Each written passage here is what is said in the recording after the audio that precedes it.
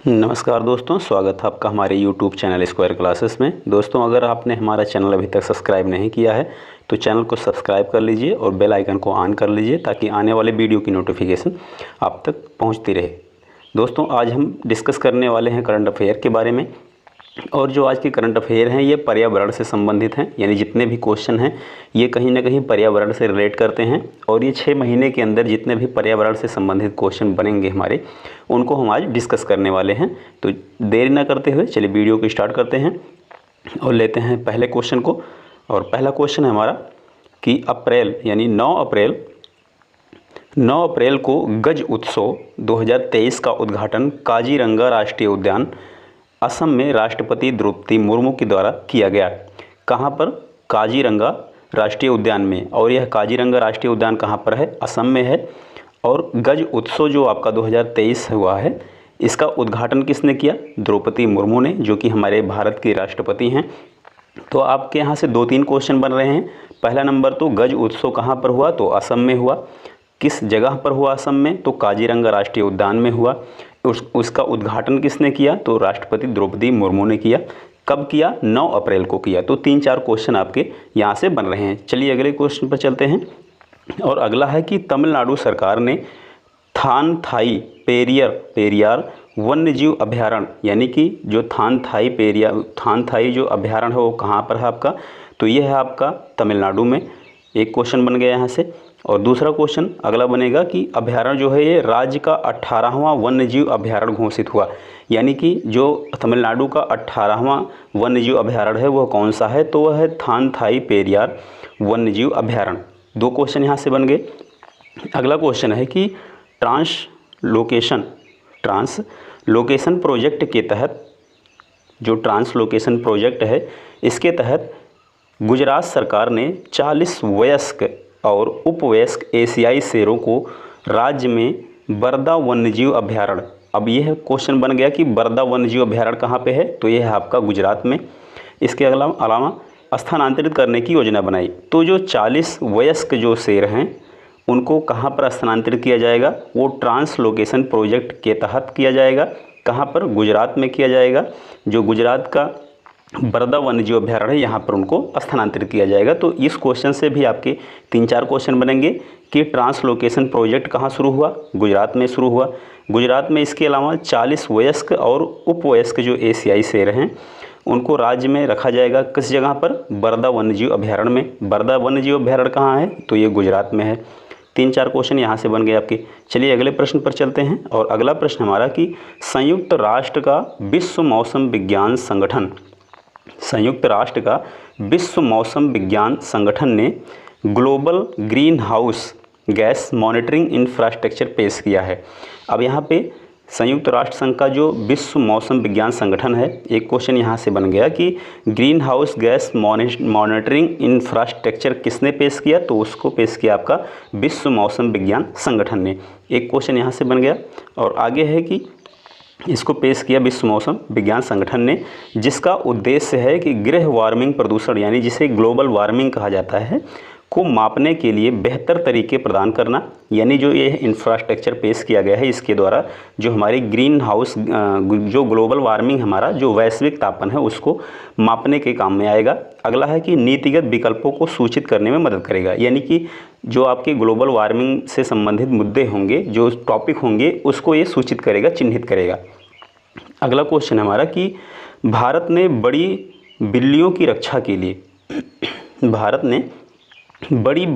रक्षा के लिए अपने नेतृत्व में एक मेगा वैश्विक गठबंधन शुरू करने और $100 मिलियन की गारंटीकृत धनराशि के साथ 5 वर्षों में समर्थन का आश्वासन दिया है। यानी भारत जो है बिल्लियों के संरक्षण में काम करेगा और उसके लिए $100 मिलियन की जो है धनराशि आवंटित की गई है। आगे है कि आश्वासन दिया है और प्रस्तावित इंटरनेशनल बिग कैट अलायंस यानी IBCA यानी इंटरनेशनल बिग कैट अलायंस 7 बड़ी बिल्लियों जैसे बाघ, शेर, तेंदुआ और आप्यूमा जगुआर और चीता के संरक्षण और पुनर्वास की दिशा में काम करेगी। यानी कि जो ये आपके 7 बिल्लियां नाम दिया गया है, ये जो बाघ है, शेर है, तेंदुआ है, हिम तेंदुआ हो गया, आप्यूमा हो गया, जागुआर हो गया और चीता, ये सब बिल्ली के कैटेगरी के जीव हैं, यानी कि सेम दिखने वाले लगभग जीव माने जाते हैं। तो इनको 7 बड़ी बिल्लियां का नाम दे दिया गया है और इसके लिए IBCA यानी कि international big cat alliance project शुरू किया गया है, जिसके तहत $100 मिलियन इनके लिए धनराशि आवंटित की गई है इनके संरक्षण और पुनर्वास के लिए। आगे क्वेश्चन पर चलते हैं और अगला क्वेश्चन हमारा कि अमृत धरोहर योजना का उद्देश्य, जो अमृत धरोहर योजना स्टार्ट की गई है उसका उद्देश्य है कि आर्द्र भूमियों के इष्टतम उपयोग को बढ़ावा देकर उनका संरक्षण करना। यानी यहाँ से क्वेश्चन बन रहा है कि अमृत धरोहर योजना क्यों शुरू की गई। तो जो आर्द्र भूमियाँ हैं, जो हमारे वेटलैंड है, उनके उपयोग को बढ़ावा देना और उनके संरक्षण के लिए अमृत धरोहर योजना की शुरुआत की गई है। अगला है मिष्टी। जो मिष्टी है यह मैंग्रोव वनस्पति के संरक्षण और बढ़ावा देने के लिए शुरू की गई है। तो जो मिष्टी योजना का मुख्य उद्देश्य समुद्र तट के किनारे मैंग्रोव वृक्षारोपण करना, यानी जो समुद्र तट है उसके किनारे आप मैंग्रोव यानी कि जो आपके दलदली भूमि या दलदली भूमि में उगने वाले वृक्ष होते हैं उनको लगाया जाए, उनको रोपा जाए। देश के तटीय इलाकों में मैंग्रोव पौधे रोपे जाएंगे, यानी कि जो तटीय इलाके हैं, जैसे जो समुद्र के तट के किनारे किनारे हमारे राज्य हैं, उनके किनारे मैंग्रोव वनस्पतियों का रोपण किया जाएगा। आगे क्वेश्चन है हमारा कि केंद्र सरकार ने गुजरात के एक क्षेत्र में गिर में एशियाई शेरों के संरक्षण के लिए lion at the rate 47 vision for अमृतकाल योजना का अनावरण किया। अब यहाँ से क्वेश्चन बनेंगे कि गिर राष्ट्रीय उद्यान कहाँ पे है, तो गुजरात में है। किसके लिए यहाँ पर जो गिर राष्ट्रीय उद्यान है, यहाँ पर शेरों, जो एशियाई शेर हैं, उनका संरक्षण किया जाता है और इसके संरक्षण के लिए अमृतकाल में एक योजना शुरू की गई जिसका नाम है लायन एट द रेट 47। तो 2-3 क्वेश्चन यहाँ से बनेंगे कि गिर राष्ट्रीय उद्यान में शेरों के संरक्षण के लिए लायन एट द रेट 47 योजना शुरू की गई है, जो कि अमृतकाल योजना के तहत की गई है। आगे क्वेश्चन पर चलते हैं और अगला क्वेश्चन है कि 1972 में हुए स्टॉकहोम सम्मेलन के 50 वर्ष पूरे होने के उपलक्ष्य में स्वीडन की राजधानी स्टॉकहोम में स्टॉकहोम +50 का आयोजन किया गया। अब यहाँ से भी क्वेश्चन बनेगा कि स्टॉकहोम सम्मेलन कब हुआ, तो ये हुआ आपका 1972 में और वर्तमान में 2023 में इसके कितने साल पूरे हुए, इसके पूरे हो गए आपके 50 साल। दूसरा क्वेश्चन हो गया। अब यहाँ पर अगला जो है क्वेश्चन यहाँ से बनेगा हमारा कि कहाँ पर हुआ था ये, तो ये हुआ था स्वीडन की राजधानी स्टॉकहोम में। तीसरा क्वेश्चन बन गया। उसके बाद यहाँ पर स्टॉकहोम +50 यह एक सम्मेलन है, इसका आयोजन किया गया है। तो 3-4 क्वेश्चन आपके इस क्वेश्चन से बन जाएंगे। अगला क्वेश्चन है कि नरेंद्र मोदी यानी प्रधानमंत्री जो हमारे हैं, नरेंद्र मोदी ने गुजरात के केवड़िया में स्थित, अब यहाँ से भी एक क्वेश्चन कि केवड़िया कहाँ पर है, तो केवड़िया आपका है गुजरात में और केवड़िया में स्थित स्टैचू ऑफ यूनिटी। अब यहाँ से भी एक क्वेश्चन बन गया कि स्टैचू ऑफ यूनिटी कहाँ पे है, तो स्टैचू ऑफ यूनिटी आपका गुजरात के केवड़िया में है। यहाँ पर शुरू किया है मिशन लाइफ। क्या शुरू किया गया है, यहाँ पर मिशन लाइफ की शुरुआत की गई है। यह एक कार्यक्रम है जो कि मिशन लाइफ है। इसमें क्या है कि पर्यावरण के जीवन शैली के बारे में बताया गया है और मिशन लाइफ का शुभारंभ किया कहाँ से, गुजरात में स्टैचू ऑफ यूनिटी से। आगे है हमारा कि इसका उद्देश्य है कि पर्यावरण की रक्षा और संरक्षण के लिए व्यक्तिगत और सामूहिक कार्रवाइयों को बढ़ावा देना, यानी जो पर्यावरण का संरक्षण करना है, पर्यावरण की सुरक्षा करना है, पर्यावरण से संबंधित वन्य जीव हमारे हैं उनकी रक्षा करना, यह एक व्यक्तिगत और एक सामूहिक कार्रवाई का हिस्सा बनाया जाए और इसको बढ़ावा दिया जाए। इसके लिए मिशन लाइफ शुरू किया गया है। यानी मिशन लाइफ जो है वो पर्यावरण से संबंधित है और पर्यावरण के संरक्षण की बात इसमें कही गई है और पर्यावरण के संरक्षण से संबंधित ही योजना है जो कि मिशन लाइफ है। इसके अंतर्गत कम से कम 80% गाँव और शहरों में स्थानीय निकायों को, यानी मिशन लाइफ के तहत 80% भारत के गाँवों में, चाहे वो शहरी हों चाहे ग्रामीण हों, निकायों में 2028 तक पर्यावरण के अनुकूल बनाने का लक्ष्य निर्धारित किया गया है। यानी कि पर्यावरण के अनुकूल इनको बनाया जाए जो कि पर्यावरण के उपयोगी हों, मतलब पर्यावरण को इनसे नुकसान ना पहुँचे। इसके लिए मिशन लाइफ शुरू किया गया है। और अगला क्वेश्चन हमारा है कि जम्मू कश्मीर का पल्ली पंचायत, यहाँ से भी एक क्वेश्चन बना कि पल्ली पंचायत कहाँ पे है, तो वो आपका है जम्मू कश्मीर में। तो पल्ली पंचायत भारत का पहला कार्बन न्यूट्रल पंचायत बन गया है। तो पहला कार्बन न्यूट्रल पंचायत भारत का कौन सा है, तो वह है आपका पल्ली पंचायत। और पल्ली पंचायत कहाँ पे है, जम्मू कश्मीर में है। और यह कार्बन न्यूट्रल पंचायत बन गया है, जो कि पहला है भारत का। अभी तक इसके अलावा और कोई भी पंचायत जो है वो कार्बन न्यूट्रल पंचायत नहीं बना है। कार्बन न्यूट्रल का मतलब है कि कार्बन की उत्पादकता सबसे कम है, यानी कि ना के बराबर इस पंचायत में है। और अगला क्वेश्चन हमारा कि जनवरी 2023 से वायु गुणवत्ता प्रबंधन आयोग ने दिल्ली और इसके आसपास के क्षेत्रों में, यानी कि जनवरी 2023 से ही जो भारत सरकार है उसने वायु की गुणवत्ता के प्रबंधन के लिए, यानी वायु की गुणवत्ता अच्छी की जाए, चूँकि दिल्ली के आसपास के इलाके में सबसे ज़्यादा प्रदूषण होता है, तो उसके गुणवत्ता के प्रबंधन के लिए दिल्ली और इसके आसपास के शहरों में उद्योग, घरेलू और अन्य विधि कार्यों में कोयले के उपयोग पर प्रतिबंध लगा दिया गया है। यानी दिल्ली के आसपास और दिल्ली शहर में जो कोयले का उपयोग है उस पर रोक लगा दिया गया है, क्योंकि दिल्ली में जो भी प्रदूषण होता है वो सबसे ज़्यादा होता है पुआली जलाने से, जो कि खेतों में जो भी खरपतवार होता है उसको जलाने से सबसे ज़्यादा धुआं निकलता है और कार्बन डाइऑक्साइड ज़्यादा होती है। और साथ ही कार्बन सबसे ज़्यादा निकलता है जो वो आपका कोयले की राख भी है, जिससे सबसे ज़्यादा प्रदूषण होता है। तो कोयले की मतलब उपयोग पर दिल्ली सरकार ने रोक लगा दिया है। अगला क्वेश्चन हमारा कि यमुना पर आज़ादी का अमृत महोत्सव, यानी जो यमुना नदी है उस पर आज़ादी का अमृत महोत्सव कार्यक्रम में अर्थ गंगा अवधारणा के तहत एक योजना है जिसका नाम है अर्थ गंगा। इस अवधारणा के तहत नई पहलों की शुरुआत की गई। अब अर्थ गंगा कार्यक्रम शुरू कहाँ किया गया, यमुना की आज़ादी का अमृत महोत्सव कार्यक्रम के तहत शुरू किया गया।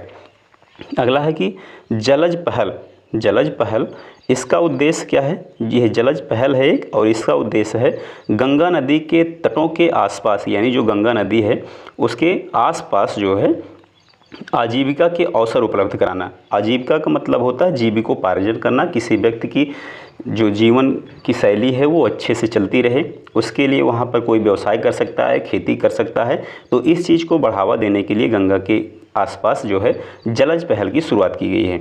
इसकी शुरुआत 26 स्थानों पर की गई, यानी गंगा नदी के किनारे 26 स्थानों पर जलज पहल की शुरुआत की गई। आगे है कि प्राकृतिक खेती और पर्यावरण संबंधी पोर्टल एक बनाया गया है जिसका नाम है IM अवतार। यह क्या है, यह एक पोर्टल है जो कि प्राकृतिक खेती और पर्यटन से संबंधित है, और यह पोर्टल जो है इसका नाम है IM अवतार। स्थानीय उत्पादों के विपणन को बढ़ावा देना, यानी जो स्थानीय आपके उत्पाद हैं, जैसे हो गया किसी क्षेत्र से संबंधित कोई वस्तु है तो उसके उत्पाद को बढ़ावा देने के लिए और पर्यटन को सुविधाजनक बनाने के लिए इस पोर्टल की शुरुआत की गई है। अगला है कि भारत टैप पहल। यह एक पहल शुरू की गई है भारत सरकार के द्वारा जिसका नाम है भारत टैप पहल। इसके लिए क्या है, इसके तहत जो है आवास और शहरी मामले के मंत्रालय की यह जो योजना है, यानी भारत टैप, यह योजना शुरू की है किसने, आवास और शहरी मामले के मंत्रालय ने। यानी आवास और शहरी मंत्रालय के द्वारा भारत टैप योजना की शुरुआत की गई है। यह एक पहल है और जिसकी शुरुआत की गई है आवास और शहरी मामलों के मंत्रालय के द्वारा। अगला है कि जलदूत ऐप जो है ये ग्रामीण विकास मंत्रालय ने शुरू किया गया। यानी क्वेश्चन अगर पूछा जाएगा कि जलदूत ऐप किसने शुरू किया, तो जलदूत ऐप जो है इसको शुरू किया है आपका ग्रामीण विकास मंत्रालय के द्वारा शुरू किया गया है। अगला है कि दक्षिण अफ्रीका और केन्या ने हाल ही में समावेशी तरीके से, किसने दक्षिण अफ्रीका ने और केन्या ने, इन दोनों ने क्या है कि समावेशी तरीके से यानी मिलजुल कर दोनों ने प्लास्टिक प्रदूषण को समाप्त करने के लिए जस्ट ट्रांजिट इनिशिएटिव की घोषणा की गई है। यानी कि दक्षिण अफ्रीका और केन्या, इन दोनों देशों ने साथ में मिलकर जो प्लास्टिक से प्रदूषण हो रहा है उसको समाप्त करने के लिए एक योजना बनाई जिसका नाम है ट्रांजिट यानी ट्रांजिशन इनिशिएटिव। इस योजना की शुरुआत की है। और अगला क्वेश्चन हमारा कि पर्यावरण, वन और जलवायु परिवर्तन मंत्रालय, 3 मंत्रालय हैं, पर्यावरण, वन और जलवायु परिवर्तन मंत्रालय ने उत्तर प्रदेश के दुधवा, जो कि पीलीभीत में है, दुधवा एक राष्ट्रीय उद्यान है जहां पर शेरों को संरक्षण दिया गया है और यह आपका पीलीभीत में है। तो यहाँ से एक क्वेश्चन, दुधवा कहाँ पे है? उत्तर प्रदेश में है और दुधवा जो है पीलीभीत जिले में है और यहाँ पर एशियाई, मतलब एशियाई नहीं, मतलब शेरों को संरक्षण की बात की गई है। यहाँ पर बाघों का संरक्षण किया गया है और यह आपका उत्तर प्रदेश में है। तो यहाँ से है कि दुधवा पीलीभीत क्षेत्र में उत्तर प्रदेश के अपने पहल, जिसका नाम है तराई हाथी रिजर्व, को मंजूरी प्रदान की गई है। यानी तराई हाथी रिजर्व को मंजूरी कहाँ पर मिली? तो उत्तर प्रदेश में मिली, जो कि दुधवा राष्ट्रीय उद्यान है उसी के पास में है और दुधवा राष्ट्रीय उद्यान आपका पीलीभीत में है। यहाँ से 2-3 क्वेश्चन आपके बन जाएंगे। और अगला क्वेश्चन हमारा कि तमिलनाडु सरकार ने मदुरै ज़िले में, अब मदुरै ज़िले कहाँ पर है? मदुरै जो ज़िला है वो आपका है तमिलनाडु में। तो मदुरै ज़िले में अरितापट्टी और मीनाक्षीपुरम गाँवों को राज्य का पहला जैव विविधता विरासत स्थल घोषित किया है। यहाँ से 2-3 क्वेश्चन बन जाएगी कि तमिलनाडु का जो मदुरै ज़िला है वहाँ का 2 गांव है, वहाँ पर जो 2 गांव हैं अरितापट्टी और मीनाक्षीपुरम, ये 2 गांव ऐसे हैं जिनको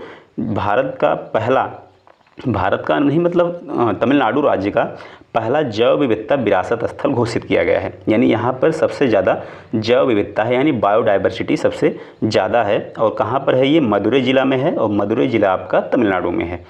अगले क्वेश्चन पर चलते हैं। और अगला क्वेश्चन हमारा कि केरल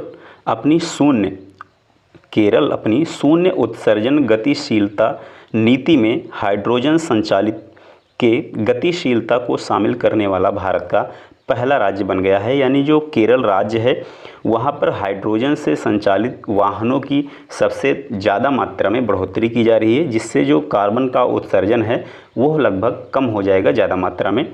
तो सबसे ज़्यादा हाइड्रोजन से संचालित जो वाहन है उनका जो प्रयोग हो रहा है सबसे ज़्यादा केरल राज्य में हो रहा है। इस क्वेश्चन में इतना ही बताया गया है। और अगले क्वेश्चन पर चलते हैं। अगला क्वेश्चन है कि ISA अर्थात इंटरनेशनल सोलर अलायंस की तीसरी असेंबली की आभासी बैठक, आभासी मतलब होता है कि मतलब जो कॉन्फ्रेंस के द्वारा बैठक की जाती है, यानी फिजिकल रूप से, यानी फ्रंट ना बैठकर जो हमारा इलेक्ट्रॉनिक माध्यम से बैठक होती है उसको कहा जाता है आभासी बैठक। तो ISA यानी जो इंटरनेशनल सोलर अलायंस है, यानी जो सौर गठबंधन है, इसका जो मुख्यालय है वो तो पहले भारत में है। भारत में कहाँ? गुड़गांव में है, हरियाणा में। तो क्या है कि इसकी आभासी बैठक में भारत और फ्रांस, 2 देशों ने, भारत और फ्रांस को 2 साल के लिए पुनः सह अध्यक्ष चुना गया है। यानी जो अंतर्राष्ट्रीय सोलर अलायंस है उसका जो सह अध्यक्ष चुना गया है वो भारत और फ्रांस 2 देशों को चुना गया है। और इसके पहले भी भारत और फ्रांस थे और इस बार भी भारत और फ्रांस को चुना गया है। अगला है कि छत्रपति शिवाजी महाराज अंतर्राष्ट्रीय हवाई अड्डा। अब यहाँ से कि छत्रपति शिवाजी महाराज अंतर्राष्ट्रीय हवाई अड्डा कहाँ पर है? तो ये आपका है मुंबई में है। एक क्वेश्चन बन गया। तो छत्रपति शिवाजी महाराज अंतर्राष्ट्रीय हवाई अड्डा मुंबई, यानी पूरी तरह से क्या है कि हरित ऊर्जा में बदल दिया गया है। यानी यहाँ पर सबसे कम प्रदूषण किया जाएगा, यानी कि सबसे ज़्यादा आपके जो है हाइड्रो पावर से एनर्जी ली जाएगी। और यहाँ पर क्या है कि इसने अपनी 95% ऊर्जा, यानी जो शिवाजी अंतर्राष्ट्रीय हवाई अड्डा है यह 95% ऊर्जा की आवश्यकता हाइड्रो से करेगा। हाइड्रो का मतलब होता है कि जल में जो बांध बनाकर टरबाइन लगाए जाते हैं, उन टरबाइनों से जो ऊर्जा उत्पादित की जाती है उसे हाइड्रो एनर्जी कहा जाता है। इसके अलावा पवन ऊर्जा और अन्य से, यानी पवन ऊर्जा से जो आपकी पवन चक्कियाँ लगाई जाती हैं उनके द्वारा जो ऊर्जा का उत्पादन किया जाता है उस ऊर्जा से, और सौर ऊर्जा से यहाँ पर 5% ऊर्जा की पूर्ति की जाएगी। यानी कि हाइड्रो एनर्जी से आपका 95% ऊर्जा की पूर्ति होगी शिवाजी महाराज अंतर्राष्ट्रीय हवाई अड्डे पर, और पवन ऊर्जा से और सौर ऊर्जा से 5% की पूर्ति हो जाएगी। तो इस प्रकार 100% की पूर्ति जो है ऊर्जा की वो 2-3 स्रोतों से की जाएगी, हाइड्रो से, पवन ऊर्जा से और सौर ऊर्जा से। तो अगले क्वेश्चन पर चलते हैं। और अगला क्वेश्चन हमारा कि हरियाणा के गुरुग्राम में, यानी हरियाणा के गुरुग्राम में, गुरुग्राम कहाँ पे है? हरियाणा में है, में 10,000 एकड़ में दुनिया का सबसे बड़ा जंगल सफारी पार्क विकसित किया जाएगा। अब जंगल सफारी पार्क बनाया जाएगा जो कि 10,000 एकड़ में होगा और कहाँ पर होगा, गुरुग्राम में होगा। गुरुग्राम कहाँ पर है, तो हरियाणा में है। तो टोटली अगर देखा जाए तो हरियाणा के गुरुग्राम में 10,000 एकड़ में सबसे बड़ा यानी दुनिया का सबसे बड़ा होगा ये, केवल भारत का नहीं पूरी दुनिया का सबसे बड़ा जंगल सफारी पार्क बनाया जाएगा। अगले क्वेश्चन पर चलते हैं और अगला क्वेश्चन है कि पश्चिम बंगाल के दार्जिलिंग में स्थित, अब दार्जिलिंग कहाँ पर है, तो दार्जिलिंग आपका है पश्चिम बंगाल में। तो दार्जिलिंग यानी पश्चिम बंगाल के दार्जिलिंग में स्थित Padmaja Naidu Himalayan zoological park को देश का सबसे अच्छा चिड़ियाघर माना गया। यानी कि आपका जो Padmaja Naidu Himalayan zoological park है वहाँ का एक चिड़ियाघर है पश्चिम बंगाल का जिसका नाम है Padmaja Naidu Himalayan zoological park. यह एक चिड़ियाघर है और है कहाँ पर, दार्जिलिंग में है और दार्जिलिंग आपका है पश्चिम बंगाल में। तो इसे देश का सबसे अच्छा चिड़ियाघर माना गया है कि ये पूरे भारत का सबसे अच्छा चिड़ियाघर है। और देखा जाए तो इसको सबसे अच्छा चिड़ियाघर घोषित किया गया। पार्क का मामले नाम सरोजिनी नायडू यानी जो पार्क का नाम है वो सरोजिनी नायडू की बेटी के नाम पर रखा गया है। यानी जो पार्क का नाम रखा गया है जो आपकी दार्जिलिंग में है तो उस पार्क का नाम जो सरोजिनी नायडू हैं उनकी बेटी के नाम पर रखा गया है। यह पार्क गंभीर रूप से संकटग्रस्त हिमालयन भेड़िया यानी जो भेड़िया है हिमालयन भेड़िया लगभग वो मतलब विलुप्त होने के कगार पर है उसको, और लाल पांडा के लिए प्रसिद्ध है। यानी कि यहाँ पर लाल पांडा का संरक्षण दिया गया है और जो हिमालयन भेड़िया है जो कि अभी लगभग विलुप्त प्राय जीव है, विलुप्त होने के कगार पर है। तो यहाँ पर दो जीवों का संरक्षण दिया गया है, कौन कौन सा, हिमालयन भेड़िया का और लाल पांडा का। चलिए अगले क्वेश्चन पर चलते हैं और अगला क्वेश्चन हमारा है कि दिल्ली के उपराज्यपाल जिनका नाम है विनय कुमार सक्सेना। एक क्वेश्चन बन गया कि दिल्ली के राज्यपाल कौन हैं, तो वह आपके विनय कुमार सक्सेना ने यमुना नदी के पास बैम्बू का मतलब होता है बांस, जो कोई बांस पार्क बनाया जाएगा जिसका नाम है बांसेरी की नींव रखी। यानी कि दिल्ली के जो राज्यपाल हैं विनय कुमार सक्सेना ने उन्होंने यमुना नदी के किनारे पर एक बांस पार्क की स्थापना की, मंजूरी की और उसकी नींव रखी। इस पार्क में असम से लाए गए 25,000 से अधिक किस्म के बांस पौधे उगाए जाएंगे। यानी जो आपका बैम्बू थीम पार्क है जिसका नाम है बांसेरी, तो बांसेरी पार्क में असम से 25,000 प्रकार के यानी 25,000 किस्म के बांस के पौधे लाए जाएंगे और उनको यहाँ पर उगाया जाएगा। अब जो बांस का उत्पादन सबसे ज़्यादा होता है भारत में वो होता है आपका असम में। अगले क्वेश्चन पर चलते हैं और अगला क्वेश्चन हमारा कि तमिलनाडु सरकार ने, फिर से तमिलनाडु का एक क्वेश्चन है कि तमिलनाडु सरकार ने राज्य के जिलों में जिला जलवायु परिवर्तन मिशन की शुरुआत की। जिला जलवायु परिवर्तन मिशन की शुरुआत किसने की, तो तमिलनाडु राज्य ने की। एक क्वेश्चन यहाँ से बन गया। इसके तहत जिला कलेक्टरों यानी जो जिला के डीएम होंगे, जो डिस्ट्रिक्ट मजिस्ट्रेट होंगे, कलेक्टरों के द्वारा जलवायु परिवर्तन संबंधी योजनाएं तैयार की जाएंगी। यानी परिवर्तन मिशन जो जिला जलवायु परिवर्तन मिशन है इसकी शुरुआत तो तमिलनाडु सरकार ने की। इसके तहत क्या होगा कि जो जिला के डीएम होंगे, प्रत्येक जिले के जो डीएम होंगे वो जलवायु परिवर्तन से संबंधित योजनाएं बनाएंगे। अगला क्वेश्चन है कि गुजरात के सुंदरबन, गुजरात में आपका सुंदरबन मिनी चिड़ियाघर है। अब सुंदरबन मिनी चिड़ियाघर कहाँ पर है, गुजरात में है। एक क्वेश्चन यहाँ से बन गया कि गुजरात के सुंदरबन मिनी चिड़ियाघर ने जानवरों को वित्तीय राहत प्रदान करने के उद्देश्य से अडॉप्ट एन एनिमल पहल की शुरुआत की। तो अडॉप्ट एन एनिमल पहल किसने शुरू की, गुजरात सरकार ने शुरू की। और इस पहल को शुरू कहाँ पर किया, तो शुरू किया इसको सुंदरबन मिनी चिड़ियाघर में जो कि आपका गुजरात में है। तो यहाँ से भी 2-3 क्वेश्चन बन जाएंगे। अगला क्वेश्चन है कि हिमालय प्रदेश के कुफरी में, जो आपका हिमालय प्रदेश है उसके वहाँ पर कुफरी में पर्यटन को बढ़ावा देने के उद्देश्य से देश का पहला स्की पार्क स्थापित किया जाएगा जिसका नाम है स्की पार्क। यह कहाँ पर स्थापित किया जाएगा, हिमाचल प्रदेश के कुफरी में। और कुफरी जो है वो एक पर्यटन स्थल है जहाँ पर देश विदेश से पर्यटन के लिए लोग जाते हैं, वहाँ पर घूमने जाते हैं। एक अच्छी जगह है कुफरी। तो यहाँ पर स्की पार्क को स्थापित किया जाएगा, यानी यहाँ पर स्की पार्क बनाया जाएगा। इस पार्क में 5 स्टार होटल होगा, कितना अच्छा पार्क है। मॉल होंगे जहाँ पर आप शॉपिंग कर सकते हैं। गेमिंग जोन होगा, यानी आप वहाँ पर कोई खेल खेल सकते हैं, गेम खेल सकते हैं। फूड कोर्ट होगा, यानी आपको वहाँ पर खाद्य सामग्री मिलेगी, यानी खाने की चीज़ें भी वहाँ पर आपको मिलेंगी। ये सब सुविधाएं आपको उपलब्ध होंगी कहाँ पर? स्की पार्क में। और स्की पार्क आपका हिमाचल प्रदेश में है, और हिमाचल प्रदेश के कुफरी में है, और कुफरी एक पर्यटन स्थल है। यहाँ से 4-5 क्वेश्चन आपके बन जाएंगे। अगले क्वेश्चन पर चलते हैं, और अगला क्वेश्चन हमारा कि उत्तराखंड वन विभाग के रिसर्च विंग के द्वारा रानीखेत में देश के पहले वन चिकित्सा केंद्र का उद्घाटन किया गया। कहाँ पर किया गया? अब यहाँ पे देखा जाएगा 2-3 क्वेश्चन। रानीखेत कहाँ पर है? उत्तराखंड में है। और उत्तराखंड में एक रिसर्च विंग है उत्तराखंड का, जो कि वन विभाग से संबंधित है।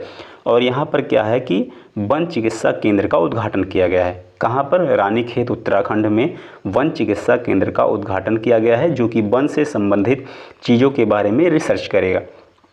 अगला क्वेश्चन हमारा कि उत्तराखंड के देहरादून कहाँ पर है? उत्तराखंड में। तो उत्तराखंड के देहरादून में भारत के पहले क्रिप्टो गेमिंग गार्डन का उद्घाटन किया गया।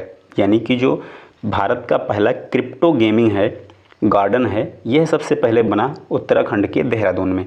इस गार्डन में लाइकेन होंगे, लाइकेन जो कि सहजीवी है, लाइकेन, शैवाल, कवक आदि की विभिन्न प्रजातियां पाई जाएंगी। यानी जो आपका क्रिप्टो गार्डन बनाया जाएगा, वहाँ पर लाइकेन, कवक, शैवाल इन सब की प्रजातियां पाई जाएंगी। यानी उनको मतलब उस गार्डन में इनको संरक्षण दिया जाएगा, और इनके मतलब उपयोग को बढ़ावा दिया जाएगा।